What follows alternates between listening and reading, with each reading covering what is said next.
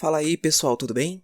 Aqui quem tá falando é o Elder, e nesse vídeo nós iremos continuar vendo a edição especial do Overlord que traz a criação da guilda Aisurgon e a conquista da Grande Tumba de Nazarick, que concedeu à guilda Aisurgon uma das folhas de Yggdrasil, o domínio da base de guilda mais importante do mundo de Helheim e uma das 9 bases de guildas mais importantes do jogo Yggdrasil. Mas antes, eu pedirei para vocês se inscreverem no nosso canal, ativarem o sininho de notificação e darem aquele super like para ajudar a fortalecer o canal. E vamos ao vídeo. Depois de vários segundos, parecia que o inimigo não os havia visto e lentamente voltaram ao pântano. O Bert reclamou de algum lugar à distância. Ficar se esgueirando não combina comigo. Eu quero avançar como uma flecha atravessando eles. O Bert-san, não desperdice seu MP com bobagens, por favor. Deve guardar para usar tudo no chefão. A build do personagem de Hubert girava em torno da profissão Desastre Mundial, uma profissão com incrível poder de fogo. Além disso, ele obteve os níveis em profissões que se especializaram em capacidade ofensiva. Apenas pelo poder de ataque, ele estava facilmente entre os 5 primeiros da guilda, mas ele tinha uma fraqueza. Embora ele tivesse uma ampla oferta de MP, sua taxa de consumo superava a demanda, em outras palavras, ele queimaria MP rapidamente. Pode-se dizer que a dificuldade de uma expedição de uma dungeon estava diretamente relacionada a quanto MP restaria para enfrentar o chefão. Ah, eu só tava brincando. Eu sei disso. Estou economizando desde que saímos, esqueceu? Esta é a primeira aventura da Inzo Algon. Vou me certificar de que tudo dê certo. Ele cerrou o punho direito para mostrar sua sinceridade. Momonga podia sentir sua motivação, algo que era bastante incomum dele. Hey, mas eu não me importaria se você me desse um pouco de MP. Dessa forma, poderíamos passar direto por eles e ainda ter o suficiente para fazer um grande espetáculo no chefão. Estava falando comigo? Yamaiko é uma Magic Caster que era adepta da magia espiritual. Ela se especializara nesse campo como a Yaler do grupo, alguém que concede magias curativas. Ela também poderia transferir MP para outra pessoa através de uma magia específica. Olha, até que não é uma má ideia. Se importaria se eu fizer isso quando chegar a hora? Até porque, eu posso usar bastões e varinhas de cura. Eu não confio em varinhas ou bastões de cura em batalhas contra chefões. Além disso, Yamaiko, você ficaria sem essência num instante. Se quiser realizar algum tipo de transferência de MP, prefiro que receba de outra pessoa. O papel de Yamaiko, se resumido em uma curta frase, seria curandeira defensiva, com suas defesas e regeneração inatas à sua raça e profissão, e combinadas com uma build que enfatizava essas duas qualidades. Ela poderia até servir como uma espécie de tanque. Mesmo quando cercada pelo inimigo, ela ainda poderia curar seus aliados. Dito isto, ser capaz de ser uma off-tank estava muito longe de ser capaz de ser uma tanque em todo o sentido da palavra. Ela tinha como arma favorita uma manopla imensa. Não poderia fazer muito dano, mas em troca, tinha uma capacidade aumentada de causar coice de recuo em seus inimigos. O fato dela ter usado uma arma que colocava distância entre ela e seus inimigos era prova de que ela curar seus companheiros estava em seu núcleo. Mas nesse sentido, ela tinha 2 pontos fracos. O primeiro era que ela não tinha muito MP. Claro, ela tinha mais do que suficiente para curar todos, mas seria insuficiente quando fosse considerado a necessidade de conjurar magias e outras coisas. A outra fraqueza era que seu poder de ataque era muito baixo em troca de uma melhor regeneração. Com isso em mente, ela poderia ser considerada a última linha defensiva do grupo. Se a linha frente começasse a cair, ela deveria agir como uma off-tank e, ao mesmo tempo, curar as feridas de todos e reavivar os companheiros que estavam morrendo. Só uma dúvida: por que estamos falando tão baixo? O Bert e Yamaiko olharam para os rostos um do outro e confusos responderam: sei lá. Parece que baixaram o tom de suas vozes inconscientemente desde que começaram a se mover furtivamente. Afinal de contas, os monstros poderiam detectá-los com seus sentidos pré-programados: visão, audição, olfato e magia. Por causa disso, não era errado agachar-se e falar baixinho.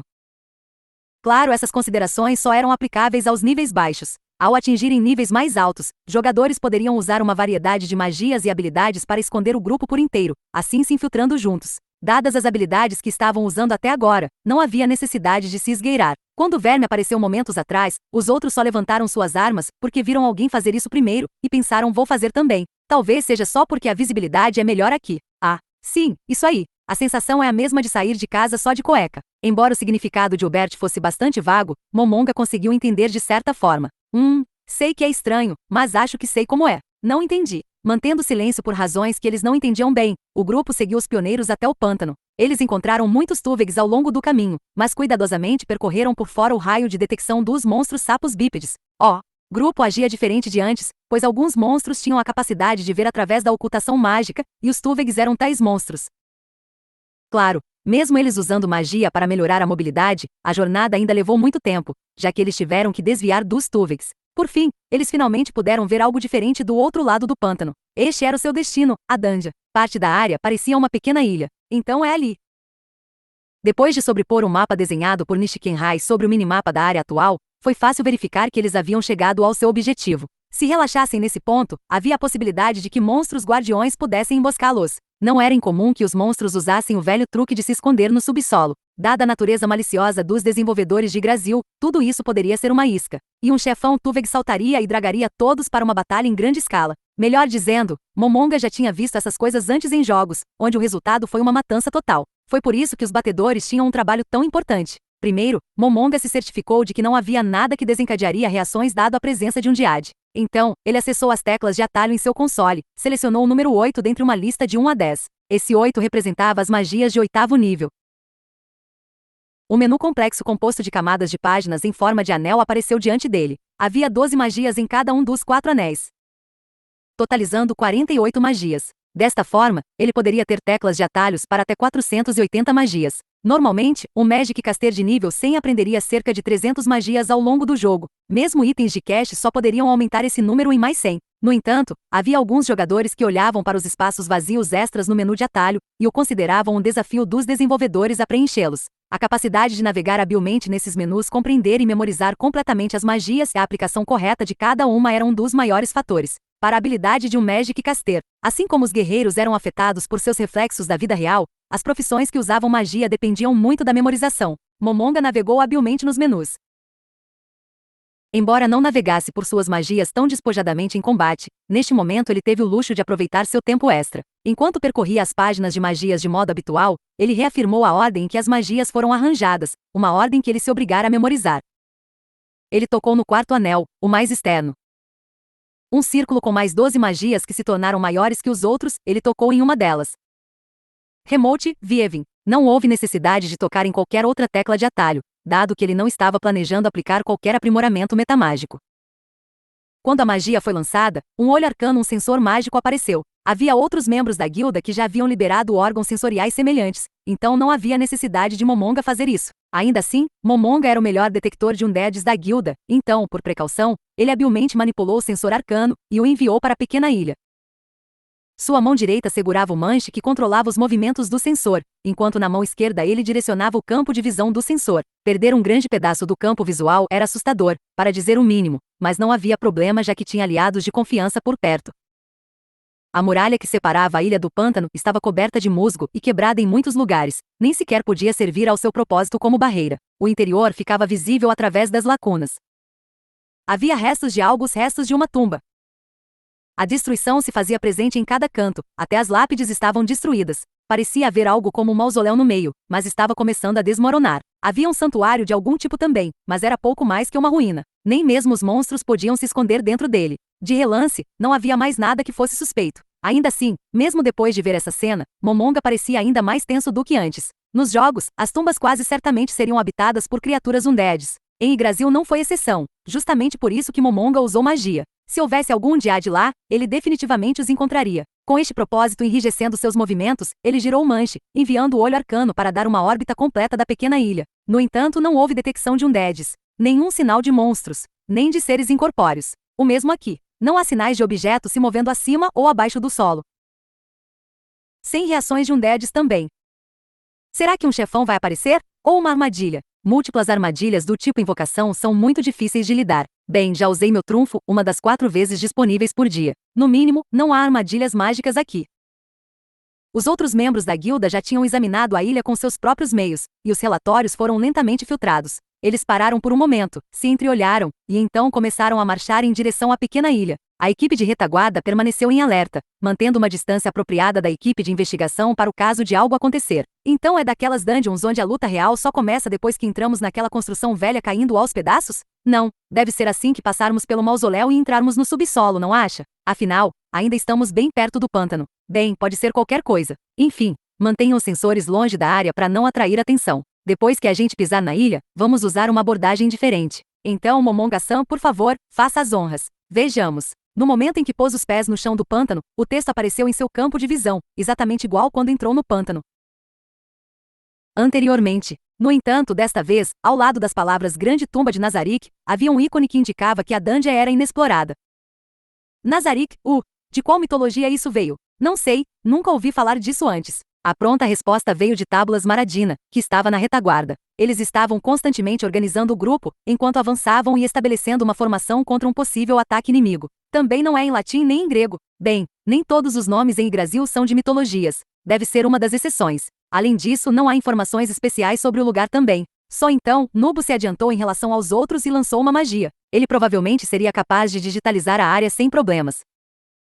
Vários segundos depois, ele informou o grupo de suas descobertas. Não há nada, Momonga-san. Enviei meu olho arcano para o mausoléu central, mas não houve sinais de inimigos no sonar. Ou seja, é uma área segura então. É o que parece, mas aqueles desenvolvedores merdas construíram isso. Pode haver algum tipo de efeito cronometrado esperando a gente. Muitas pessoas indicaram sua aprovação a essa crítica contundente. A maioria dos jogadores não nutriam bons pensamentos em relação aos desenvolvedores de Yggdrasil. Batedores, as coisas estão bem aí? Se tiver, então eu acho que a dungeon está no porão daquele prédio. Seria melhor mudar nossa formação de equipe para exploração de dungeons. O que acham? Beleza, vou fazer um abrigo. Dual Planet, o druida, levantou sua pá em resposta à sugestão de Ponito Moi, o estrategista. Então ele lançou uma magia divina de 10º nível Nature Shelter, e todos entraram no bunker que havia surgido da terra. As portas maciças se abriram com facilidade. O teto da vasta câmara em que entraram era como o lado de fora. O céu se estendia interminavelmente acima deles. Já faz um tempo que penso nisso. Parece que qualquer um pode ver o que passar acima de nós, e isso meio que me perturba. Pois é, quero dizer, mesmo que digam que é um bom modo de ver se o inimigo está acima ou algo assim, ainda bate aquele desconforto. Bem, ouvi dizer que essa coisa pode permanecer em pé depois de ser atingida por uma magia de Super-Aba. Ah, isso não é verdade. Eu vi um vídeo, ela foi perfurada pela Sword of Damocles. Isso é uma arma orbital, não é? Mas isso não é uma exceção à regra, porque assim, é uma magia de alto nível projetada para segmentar estruturas. É um pouco injusto usar como comparativo. Melhor comparar com outras de Super-Aba, não? Atenção, pessoal. Um minutinho, por favor. O falatório ocioso morreu no despertar da voz de Ponito Moi. Agora vamos começar a designar os grupos para a expedição da dungeon. Em resposta a isso, Tábulas Maradina colocou a mão em oposição. Espera, não acha que é um pouco cedo demais para isso? Acho que devemos ficar em nossos atuais grupos e ir tão fundo quanto possível antes de trocar. Se nos separarmos agora, vamos ser forçados a dissipar nossas magias de buff grupal. Além disso, devemos ser capazes de passar pela dungeon do jeito que estamos agora. Talvez tenhamos um pouco mais de problemas com os chefões intermediários, não acha? É bem possível, mas é melhor ter cuidado. Além disso, há uma boa chance de que esses desenvolvedores joguem um super chefão em nós. Os outros membros da guilda começaram a discutir o assunto uns com os outros, como se Ponito Moi e Tábulas Maradina tivessem dado a deixa para começar o falatório. No entanto, Momonga, que parou para pensar logo no início, sentiu que poderia combinar suas ideias, apesar das diferenças nos detalhes. E então Ponito Moi, que sabia que isso acabaria indo a lugar nenhum, virou-se para olhar diretamente para Momonga. O que acha, Momonga-san? Devemos mudar a composição do grupo antes de entrar na dungeon, ou entrar e dar um passo de cada vez? Era uma sinuca de bico. Nenhum lado tinha razão absoluta. Havia prós e contras em ambos os cursos de ação. Com toda certeza, todos iriam concordar com qualquer que seja a opção escolhida.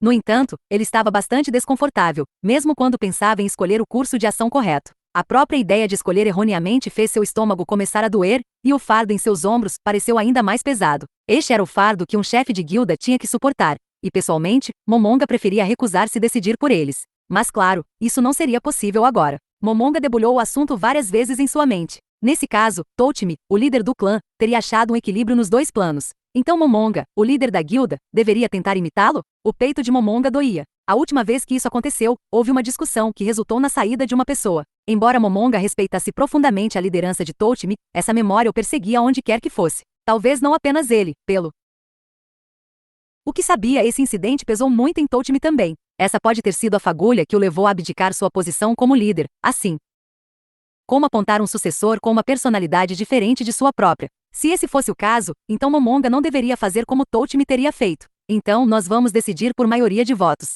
Pessoal, aqueles a favor da troca de grupos venham à minha direita, e aqueles que são a favor de continuar sem qualquer mudança, por favor, prossigam à minha esquerda. Depois de alguma discussão silenciosa, todos se aproximaram dos respectivos lados. Momonga contou seus números e chegou a uma conclusão. Parece que há mais pessoas que querem seguir em frente. Será isso então? Além disso, gostaria que todos usassem o voto por maioria como procedimento padrão para resolver problemas como esses. E se der empate, podemos sugerir pedra, papel e tesoura, se bem que isso pode ser Difícil para alguns, dado nossas características físicas, então talvez alguma outra forma de desempate. Enfim, eu gostaria de resolver disputas dessa maneira. Alguém tem alguma objeção ou ideia melhor? Ninguém falou. Isso porque não tinham objeções, ou foi porque se sentiram desconfortáveis em expressar seus pensamentos? Coisas assim aconteciam no trabalho também. Quando perguntado, o que você acha? Poucas pessoas falavam. Às vezes, a razão de seu silêncio não era porque não tinham nada a dizer, mas porque tinham medo de que expressar suas opiniões os tornariam responsáveis de quaisquer cursos de ação nascidos dessas palavras. Ou até mesmo porque estavam com medo de suas ideias serem rejeitadas, e assim por diante. Momonga precisaria falar com as pessoas em particular depois dessas reuniões, e fez uma anotação mental em sua mente. Então, pessoal, vamos avançar. Depois de indicar reconhecimento, todos saíram. Embora o lado perdedor pudesse estar insatisfeito, ninguém faria uma birra infantil em face de uma decisão majoritária. Pode-se dizer que era esperado de adultos. Não, nem todos eram assim. Havia muitos tipos de adultos. Momonga sabia de adultos que nunca haviam realmente crescido, eram como crianças. O fato de que nenhum deles poderia ser encontrado aqui deveu-se ao bom senso de Touchimi ao escolher amigos. Neste momento, Momonga estava mais uma vez ciente da gravidade da responsabilidade de ser chefe de guilda, e então, Momonga ouviu uma conversa que dissipou seu desconforto. Porra, Flatfoop-san, pensei que você fosse um dos nossos, cara. Não, eu gosto deles pequenos, não tem nada a ver com Loli. E chegamos ao final desse vídeo. Não se esqueça de se inscrever no nosso canal, ativar o sininho de notificação e dar aquele super like para ajudar a fortalecer o canal. Até mais, pessoal!